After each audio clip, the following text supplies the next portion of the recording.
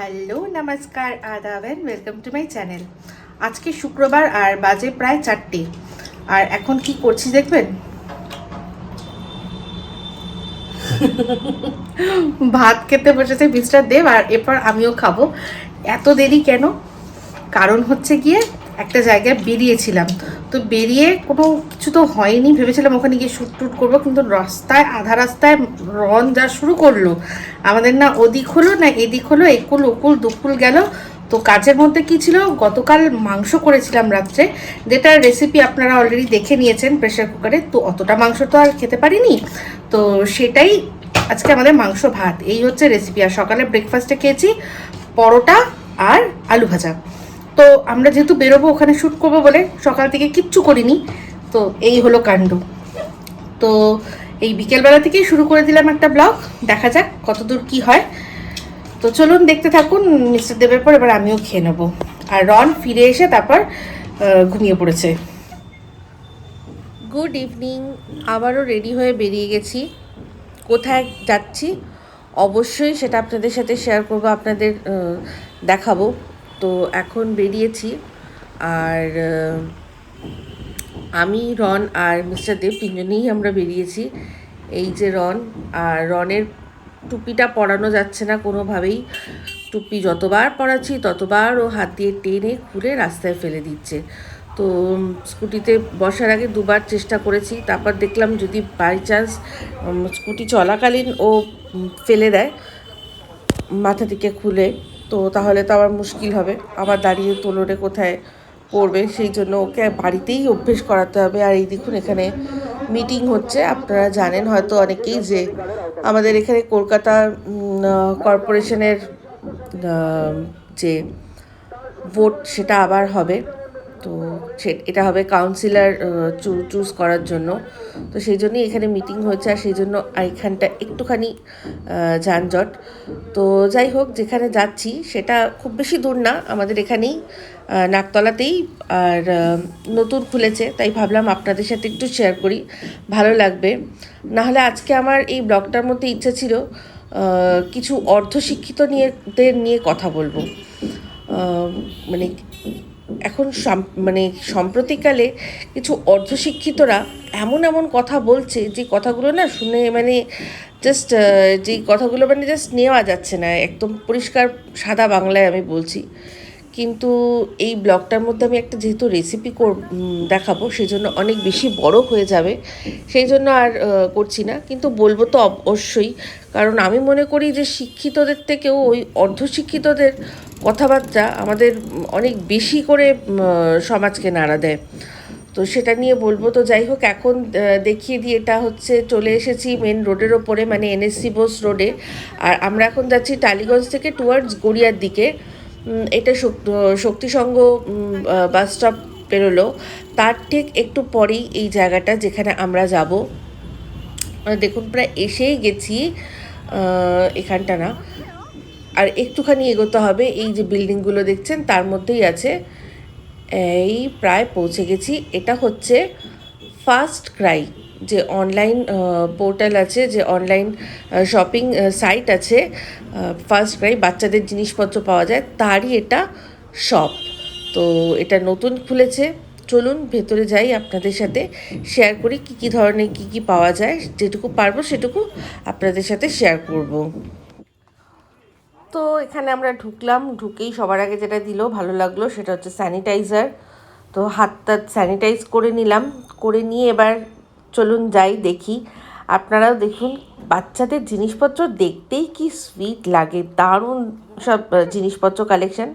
হ্যাঁ, দামটা একটু আমার মনে হয় যে একটু বেশি। ওদের অনলাইনে জামা কাপড়ে প্রচুর ডিসকাউন্ট দিলেও কিন্তু এখানে জামা কাপড়ের ডিসকাউন্ট নেই, বাদবাকি জামা কাপড়, জুতো, এইরকম কিছু সিলেক্টেড আইটেম যেগুলোতে ডিসকাউন্ট থাকে না, বাট বাদবাকি অন্যান্য জিনিসে ডিসকাউন্ট যেরকম অনলাইনে থাকে তেমনি থাকে। তো আমি এখানে গেছিলাম মেনলি রনের জন্য একটা কোনো উইন্টার ওয়্যার খুঁজতে, যেটা আর কি স্লিভলেস, কিন্তু এখানে আমি সেটা পেলাম না। আর রনের হচ্ছে প্রবলেম, হাতা মানে ওর মানে ফুল স্লিভস ও পরতে চায় না, ওর হাত তাহলে গুটিয়ে না দিলে হবে না, ওর কী জানি কী কারণে অস্বস্তি হয়। তো আসলে এই কোভিডের কারণে সারাক্ষণ বাড়িতে থেকেছে তো, আর বাড়িতে ওই স্যান্ডো গেঞ্জি ফেঞ্জি এই সব হ্যানা ত্যানা পুড়িয়ে বাড়িতে রাখতাম বেশিরভাগ সময়, সেই জন্য এই ফুল স্লিভস বা এগুলো পরার অভ্যেসটাই তৈরি হয়নি ওর। তো সেই জন্যই হয়তো অস্বস্তি হয়, বুঝতে পারি সেটা। ও হাফ স্লিভস ঠিক আছে, বাট ফুল পরবে না, হাত কাটা হলে আরও ভালো হয়। এখানে দেখুন, আর মেয়েদের জিনিসগুলো না দেখে আমার এত ভালো লাগে, এত লোভ লাগছিল যে মেয়েদের জামা কাপড় হ্যানা ত্যানা, তার ভ্যারাইটি এত সুন্দর। ছেলেদের তো সেরকম কিছুই নেই। তো যাই হোক, এখানে আমরা দেখতে থাকছিলাম। তো এখান থেকে কি কিনেছি, না কিছু কিনিনি, আগেই বলে দিলাম, কোনো সাসপেন্স ক্রিয়েট করার দরকার নেই, কিছুই কিনিনি। কারণ হচ্ছে এগুলো গিয়ে আমার মনোমতো পাচ্ছিলাম না। দামটা একটু বেশি, সেটা ঠিক আছে, সেটা তো দেখে বুঝেই এসেছি, কিন্তু তার জন্য মানে মনের মতো জিনিস যদি পাওয়া যেত তাহলে হয়তো দামটা একটু বেশি দিতেও রাজি ছিলাম, কিন্তু এক্স্যাক্টলি সেরকম পাচ্ছিলাম না। তো যাই হোক, আমি আমার রিকোয়ারমেন্ট ওদের কাছে লিখে ফোন নাম্বার দিয়ে এসেছি। ওরা যখন স্টক আবার আসবে তখন আমাকে ফোন করে জানাবে, তখন গিয়ে আবার না হয় দেখব। তো এই দেখুন, যখন এসেইছিলাম তো ওপরটাতেও গেলাম, ওপরে বেশিরভাগ হচ্ছে টয়েজ, আর হচ্ছে গিয়ে এই সব টয়লেট্রি জিনিসপত্র, মানে যেরকম মুখে মাখায় ক্রিম টিম হ্যানা ত্যানা, ডাইপার্স এইসব, তো সেগুলো একটু দেখছিলাম। তো একবার ভাবছিলাম একটা ছোট দেখে ওই টিদিংয়ের টাইপের জিনিসগুলো, যেগুলো টিদার টাইপের কিনবো, পুতুল ছোট ছোট পুতুলের শেপেও ছিল, কিন্তু দাম দেখে আর সাহস হলো না নেওয়ার। আর এইগুলো এই দিকটা আসলাম, তো এখানে একটা ট্রাইসাইকেল দেখলাম, যেটা এখন রনকে, মানে এর কিছুদিন পর থেকেই রনকে দেওয়া গেলে ও ভালোই ইউজ করতে পারবে। তো দাম ফামগুলো একটু দেখে আসলাম, ঠিক আছে, দাম ওকে আছে। তো আমরা নিই নি এখন আপাতত। তো ওকে একটু গেছিলাম যখন, বসিয়ে দেখলাম, ও বেশ ভালোই এনজয় করছিল।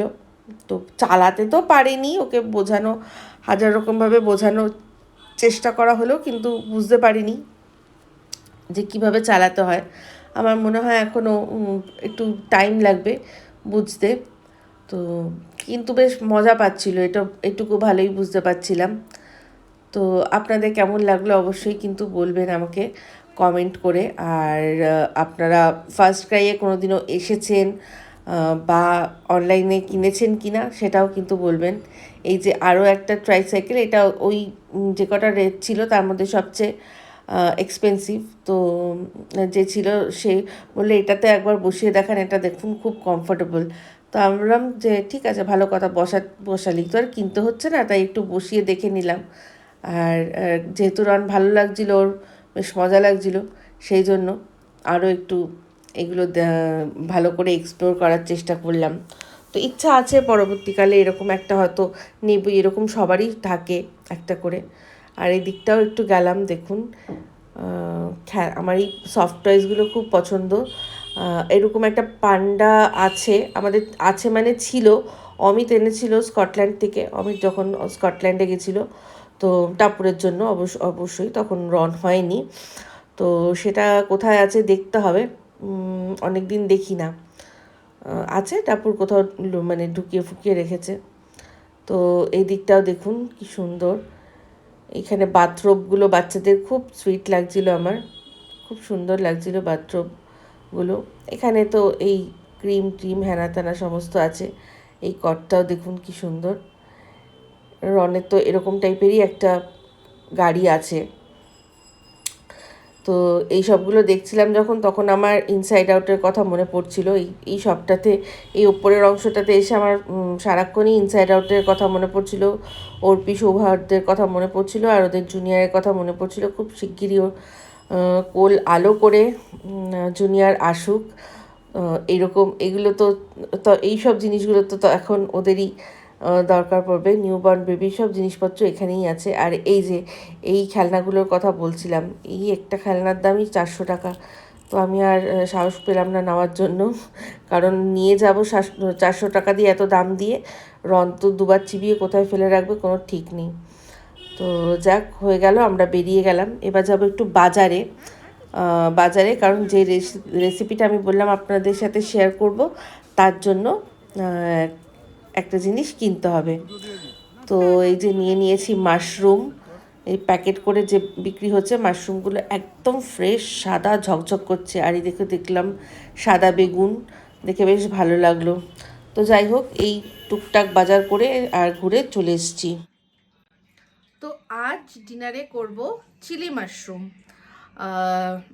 আমার আর টাপুরের জন্য। মিস্টার দেব হয়তো ভাত খাবে, ভাত দুপুরের আছে, অনেক বেলাতে তো ভাত খাওয়া হয়েছিল, তো ও হয়তো একটু ডাল সিদ্ধ বা এইসব একটু ঘি বাটার দিয়ে ভাত খেয়ে নেবে। তো টাপুর আর আমার জন্য চিলি মাশরুম করছি, আর চিলি মাশরুমটা আরও করছি কারণ আমার এক সাবস্ক্রাইবার শালিনী ভট্টাচার্যা, ও আমাকে বলেছিল যে চিলি মাশরুমের রেসিপিটা শেয়ার করতে।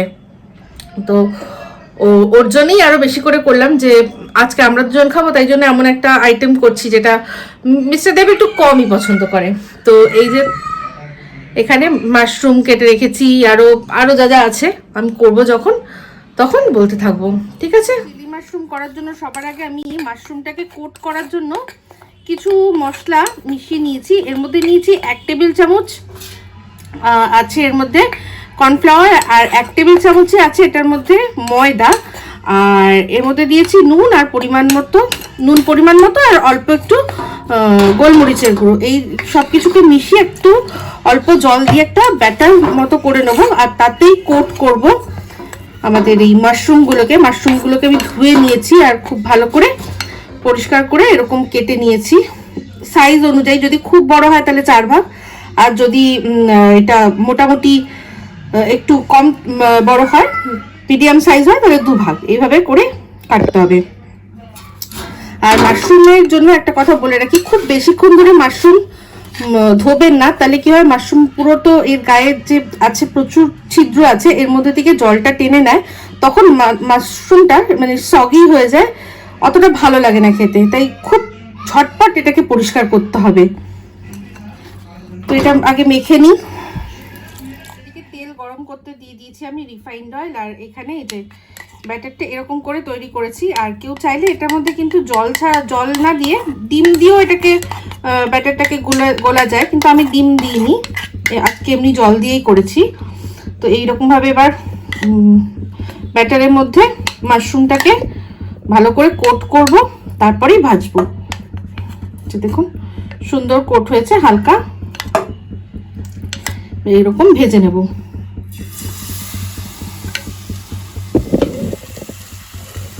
সবকটা এরকম করে দিয়ে ভাজবো আমি। মাশরুমগুলোকে এরকম কোট করে ভেজে রেখেছি, যেরকম চিকেন পকোড়া করার সময় আমরা চিকেনটাকে ম্যারিনেট মানে কোনো একটু কোটিং করে ভাজি, সেরকমই এরকম মাশরুমগুলোকেও কোট করে ভেজে রেখেছি। আর এখানে একটা আমি সস তৈরি করে নিয়েছি, যার মধ্যে আছে হচ্ছে গিয়ে red chilli sauce, green chilli sauce, dark soya sauce, আর এর মধ্যে আছে হচ্ছে গিয়ে আরেকটা জিনিস, সেটা হচ্ছে সয়া সস, আর আছে চিনি একদম সামান্য, আর একদম সামান্য একটু আজিনামোটো, যেটা আপনারা চাইলে স্কিপও করতে পারেন।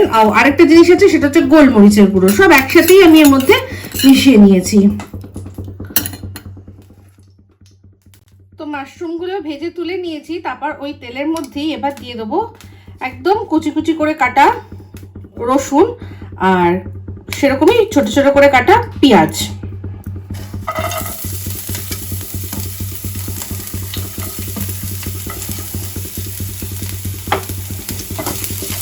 হালকা একটু ভাজা করে নেবো যাতে কাঁচা ভাবটা চলে যায়।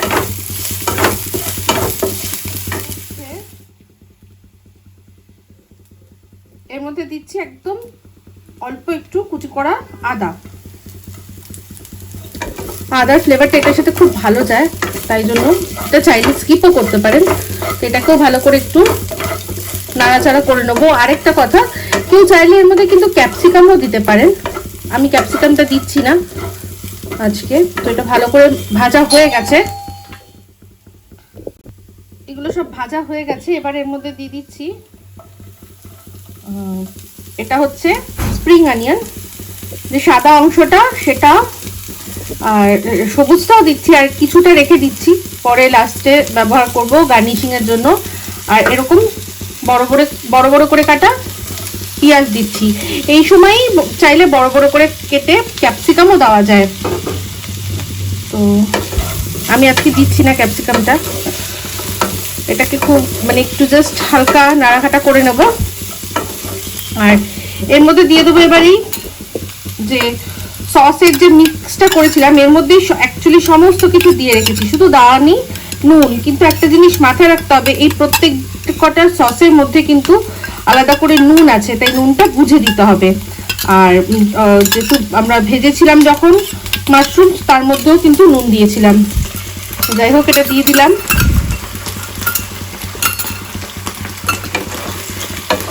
খুব ভালো করে মিক্স করে নেবো।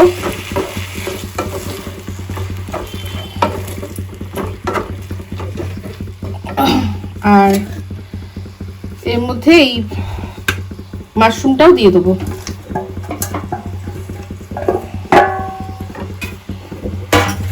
এটাও খুব ভালো করে মিক্স করে নেব। দেখুন খুব ভালো করে মিক্স করে নিয়েছি। এই সসটা দিয়েছিলাম। যারা মনে করছেন যে চিলি মাশরুমটা ড্রাই চিলি মাশরুম খাবেন, তারা এই পর্যায়ে নামিয়ে নেবেন। ওপরে একটু স্প্রিং অনিয়ন ছড়িয়ে, আর কাঁচা লঙ্কা। আমার কিন্তু কাঁচা লঙ্কা এখনো দেওয়া হয়নি, সেটা আমি একটু পরে দিচ্ছি। চিলি মাশরুম, চিলি চিকেন, যে কোনো চিলি আইটেম, তার মধ্যে চিলি থাকবে না সেটা তো হয় না। এই যে চিলি দিয়ে দিলাম। এটা অবশ্যই আপনারা যে যার ঝাল খাওয়ার ক্যাপাসিটি অনুযায়ী দেবেন। আর আরেকটা কথা বলছি, এটা তো চাইনিজ আইটেম যেহেতু তৈরি করছি, আমার চ্যানেলে কিন্তু 7 দিনে 7 রকম আমি চায়না টাউনের যেসব মেনুগুলো পাওয়া যায় আমি বানিয়েছিলাম একবার। পরপর 7টা চাইনিজ আইটেম দিয়েছিলাম, যেগুলো কলকাতার বিখ্যাত চায়না টাউনে বিভিন্ন রেস্টুরেন্টগুলোতে পাওয়া যায়। তো আপনারা যারা এখনো দেখেননি, নতুন আছেন, তারা কিন্তু অবশ্যই দেখে নেবেন। আমি একটা যে কোনো রেসিপির লিঙ্ক দিচ্ছি, বা 7টাই দিয়ে দেবো, দেখবেন। এখন তো অনেক সময় করা হয় না অতটা, কিন্তু এক সময় যখন লকডাউনে ছিল সে সময় কিন্তু অনেক বাড়িতেই বানাতাম। তো এটা হয়ে গেছে। এবার এটার জন্য একটু গ্রেভি করব। যে বাটিটার মধ্যে সস গুলেছিলাম, তার মধ্যেই জলের সাথে কর্নফ্লাওয়ার একটু গুলে এরকম একটা বানিয়ে নিয়েছি মিক্স। তো সেই জন্য কালারটা এরকম, যেহেতু এটার মধ্যেই সসটা ছিল। তো এটা এবার এর মধ্যে দিয়ে দিচ্ছি।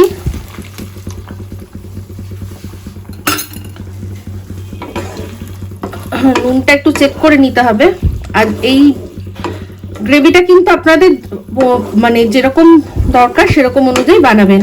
যাদের একটু বেশি দরকার তারা আরেকটু জল দিয়ে তার উপরে দিতে পারেন। আমি খুব বেশি গ্রেভি বানাচ্ছি না, একটু গামাখাই বানাচ্ছি। আমি এটার মধ্যে দেখেছি নুনটা একটু কম হয়েছে, তাই নুন আর দিচ্ছি না, একটু সয়া সস দিচ্ছি। তাতে নুনের ভাগটাও পূরণ হয়ে যাবে, আবার কালারটাও একটু ডার্ক এসে যাবে।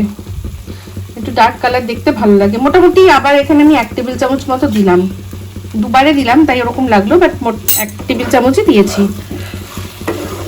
আবার ভালো করে নাড়াঘাটা করে নেব, ব্যাস তাহলেই রেডি হয়ে যাবে। আর ওপর থেকে দিয়ে দিচ্ছি অল্প একটু স্প্রিং অনিয়ন, একদম তাজা। তো ব্যাস রেডি হয়ে গেছে। গ্যাস কিন্তু বন্ধ করে দিয়েছি। এই হচ্ছে চিলি মাশরুমের ফাইনাল লুক।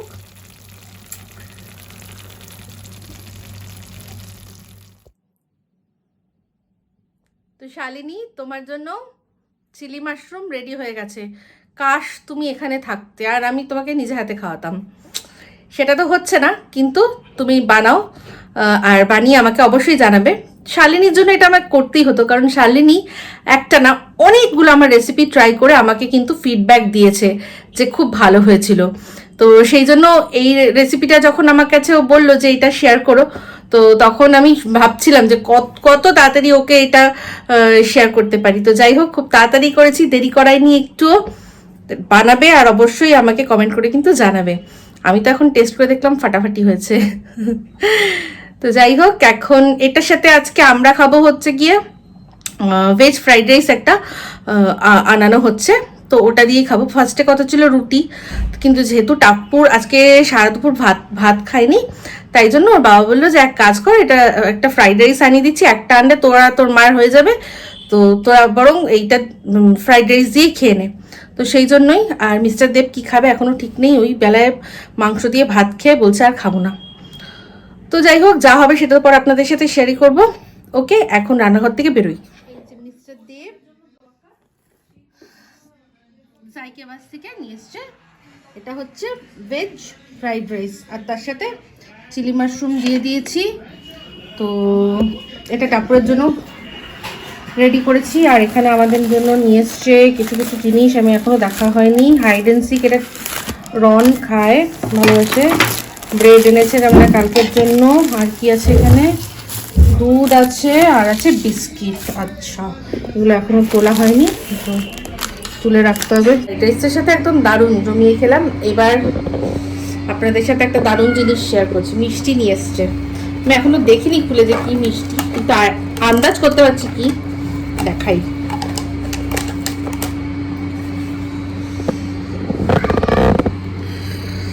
এটা হচ্ছে নতুন গুড়ের কাঁচা গোল্লা, কিন্তু মাঝখানে না আবার একটা কিছু ক্ষীর টাইপের কিছু জিনিস দেওয়া আছে, যেটা একটুখানি হয়তো এর মধ্যে গুড়ও দেওয়া থাকতে পারে। একটু দেখলাম একটু গ্লসি গ্লসি, একটু লিকুইডি জিনিস কিছু আছে মাঝখানে। আর এটা হচ্ছে গুড়ের রসগোল্লা, একদম গরম, পুরো গরম। মানে যখন এনেছিল তখন ধোয়া উঠছিল, মানে ধোয়া মানে কি আমি খুলে দেখিনি, কিন্তু এই যে এখানটা টাচ করে বুঝতে পারছিলাম, এখনো দেখতে পাচ্ছি বেশ গরম আছে। তো এই হচ্ছে আজকে আমাদের ডিনারের পর ডেজার্ট বা সুইট ডিশ, যাই হোক। তো খেয়ে নি আগে, তারপর কথা বলবো। হ্যাঁ, এটা বললাম না, এটা নলেন গুড়ের কাঁচা গোল্লা। আর এই মাঝখানে না একটু মানে ক্ষীরটা, যেটা একটু লিকুইড মতো, রনের খুব ভালো লেগেছে এটা। হ্যাঁ, ও আচ্ছা, এটাকে আবার ঝাঁকিয়ে দিতে হবে। এখন আর নিজে ঝাঁকাবে না, এখন আবার আমাদের ওপর দায়িত্ব হয়েছে, ওর বোতলটা ঝাঁকিয়ে দিতে হবে। আর এইটা হচ্ছে গরম রসগোল্লা, একদম ধোয়া উঠছিল। হ্যাঁ, তুমি যখন এনেছিলে প্যাকেটটা রাখতে গিয়ে আমার হাতে গরম অনুভব করেছিলাম। এখন একটু আগের চেয়ে কমে গেছে, কিন্তু তাও গরম, স্টিল গরম। আর নতুন গুড়ের গন্ধটা দারুণ লাগছে। এই সিজনে প্রথম নতুন গুড়ের রসগোল্লা খাচ্ছি। আর এই দোকানের রসগোল্লাটা না খুব সফট হয়। আমার এখানকার ছাড়া মানে খুব একটা রসগোল্লা কোথাও ভালো লাগে না। আমি রসগোল্লার ব্যাপারে আর বিরিয়ানির ব্যাপারে খুব চুজি। আমি অন্য কোথাও, এমনকি বিয়ে বাড়িতে গিয়েও আমি অর্ধেক সময় রসগোল্লা খাই না।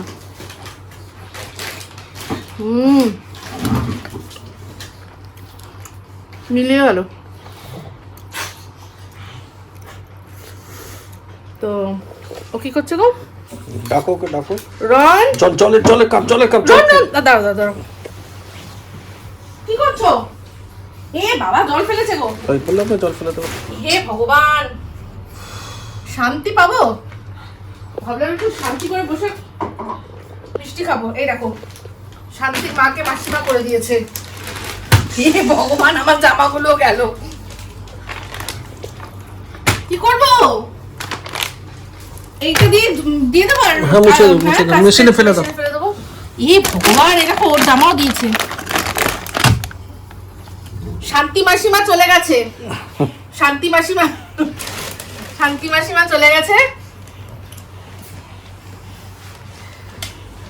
তো বেশ, এত সুখ সইবে?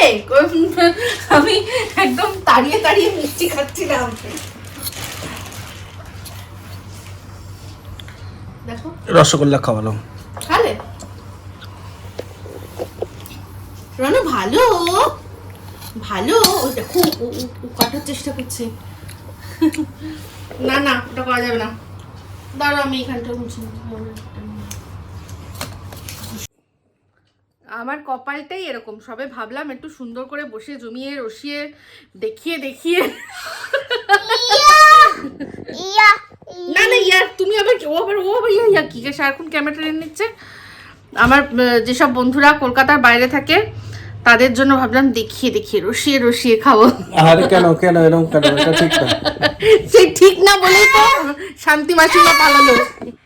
ব্লগটা এখানেই শেষ করছি। যদি ভালো লাগে লাইক করবেন, চ্যানেলটা সাবস্ক্রাইব না করা থাকলে সাবস্ক্রাইব করে নেবেন। সবাই খুব ভালো থাকবেন, সুস্থ থাকবেন। আবার দেখা হবে অন্য কোনো ভিডিওতে। অনেক অনেক অনেক ধন্যবাদ। তো फ्रेंड्स चलते हैं, दुआओं में याद रखना।